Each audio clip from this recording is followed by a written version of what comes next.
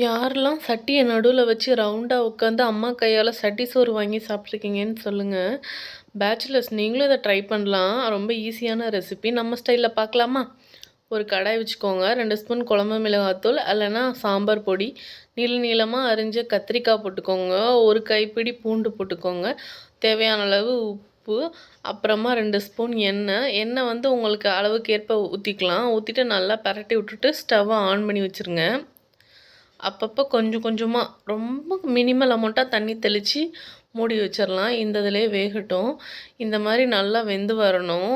ஒட்டுற பதத்துக்கு வரணும். இந்த மாதிரி நல்லா நம்ம தெளித்த எண்ணெயெல்லாம் வெளியே வரும்போது கொஞ்சமாக சாதம் எடுத்து எவ்வளோ சாதம் தேவையோ அவ்வளோ போட்டு நல்லா கிண்டி எடுத்து இந்த மாதிரி லெவல் பண்ணி அமுக்கி வச்சிங்கன்னா அப்படியே அம்மா கையால் உருண்டை பிடிச்சி கொடுக்கும்போது தேவாமிர்தமாக இருக்கும். ட்ரை பண்ணி பாருங்கள். தேங்க்யூ.